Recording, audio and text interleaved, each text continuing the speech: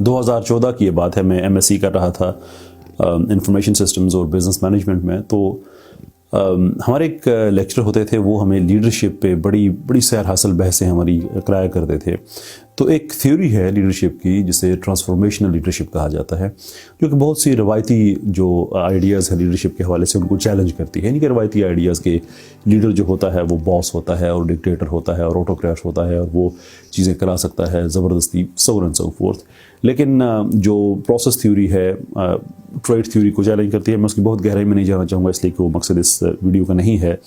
لیکن اس میں بنیادی طور پہ یہ ہے کہ جو ٹرانسفارمیشنل لیڈرشپ ہے اس میں یہ انسپریشن دی جاتی ہے جو بھی آپ کا فالوور ہوتا ہے کہ وہ ہر چیز کی ذمہ داری لے ٹو دی ایکسٹینٹ کہ جو بھی کام وہ کر رہا ہے اس کام کا لیڈر وہ خود بن جاتا ہے.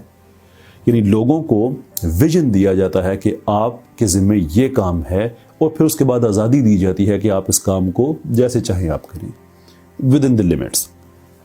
یعنی کہ ریگولیٹ نہیں کیا جاتا، مائکرو مینجمنٹ نہیں کی جاتی کہ یہ کام آپ نے کرنا ہے اور اس طرح سے کرنا ہے، بلکہ یہ بتایا جاتا ہے کہ آپ نے کرنا ہے، اس کے بعد آپ کے پاس آزادی ہے. دنیا میں بڑی بڑی کمپنیز ہیں اس کو یوز کرتی ہیں. گوگل یوز کرتا ہے، تقریباً 20% ٹائم ہے ان کے سٹاف کا کہ جس میں وہ صرف کریٹیو آئیڈیاز پہ کام کرتے ہیں، اور اس 20% ٹائم کا کوئی حساب کتاب نہیں ہوتا کہ ٹائم آپ نے کہاں پہ لگایا. آزادی دی جاتی ہے کہ آپ کریں، نئے آئیڈیاز لے کے آئیں. ان کا آپ کا کام یہ ہے کہ نئے انوویٹو آئیڈیاز ہیں وہ آپ لے کے آئیں، اور ساتھ ہی وہ دے دیا 20% ٹائم ان کا کہ آپ اس کو جیسے مرضی آپ یوز کریں. یہ چھوٹی چھوٹی ایگزامپلس ہیں. اس کے علاوہ میں بہت آپ کو لمبی ایک لسٹ دے سکتا ہوں ایگزامپلس کی، لیکن اگین جو پرپز ہے ویڈیو کا وہ اس سے مختلف ہے. پرپز یہ ہے کہ ہم یہ آؤٹ ورڈ تھنکنگ کے ساتھ ساتھ ان ورڈ تھنکنگ ہے اس کو بھی ہم اہمیت دیا کریں. اچھا، میرے لیے ٹرانسفارمیشنل تھیوری آف لیڈرشپ جو ہے میں نے اس پہ خود بہت زیادہ کام کیا، لکھا، تھیوریز میں نے اس میں ایڈ کی، سو اینڈ سو فورتھ. تو مجھے بڑا یہ اچھا لگا کہ دنیا میں یہ جو تھیوری ہے یہ اگر عام ہو جائے تو میں کہتا ہوں کہ دنیا میں بڑے بڑے مسئلے ختم ہو جاتے ہیں، آئیڈیاز فلرش کرتے ہیں.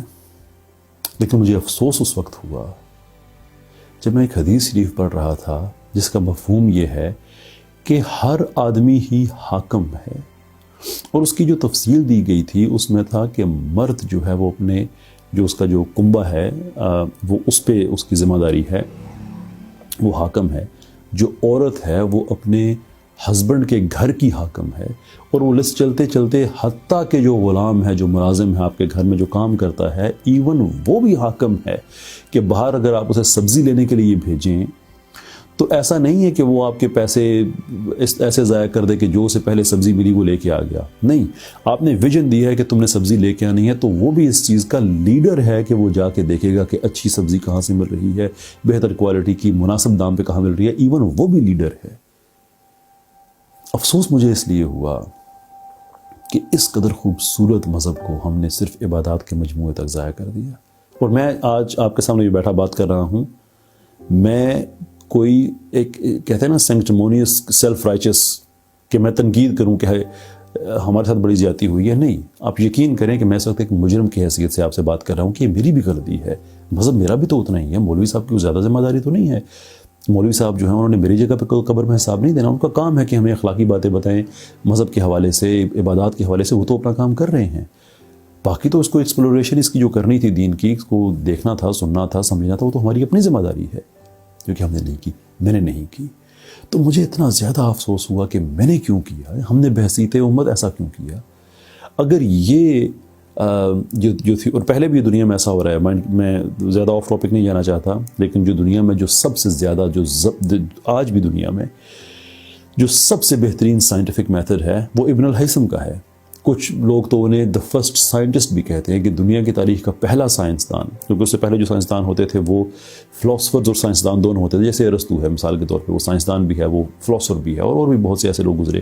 لیکن جو پہلا بونافائڈ لیجٹمیٹ جو سائنسدان جسے گردانا جاتا ہے وہ ابن الہیثم کو.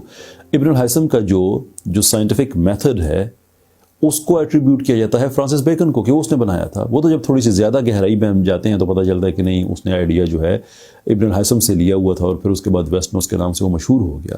ان کہنے کا مطلب یہ ہے کہ بہت سی ایسی چیزیں ہیں جو پہلے سے دنیا میں موجود ہیں جو کہ ہمارے آئدر مذہب کے اندر موجود ہوتی ہیں یا ہمارے مذہبی لوگ جو ہوتے ہیں وہ انسپریشن کے ذریعے وہ لوگوں تک لے کے آتے ہیں، لیکن وہ پھر پروموٹ نہیں ہوتی. خیر اگین وہ ایک اور بحث ہے، میں نہیں جانا چاہتا، لیکن اس افسوس کا اظہار میں ضرور کرنا چاہتا تھا اس امید کے ساتھ کہ میں بھی اپنے مذہب کو اس سے بہتر سمجھنے کی کوشش کروں گا کہ یعنی اندازہ کریں نا کہ یہ حدیث جو ہے اس کو اگر ہم یونیورسٹیز میں پڑھائیں، ٹرانسفارمیشنل لیڈرشپ کی کور اس حدیث میں ہے، جو کہ ہم نے کہیں اور سے پڑھی، اور وہ بری بات نہیں ہے. علم آپ کو بھلے چین جانا پڑے، آپ علم حاصل کریں، دین آپ کو اس سے منع نہیں کرتا، لیکن افسوس ضرور ہوتا ہے کہ بلے شاہ آسمانی اٹھ دیاں پڑھدا جڑا گھر بیٹھا انہوں پڑھدا ہی نہیں.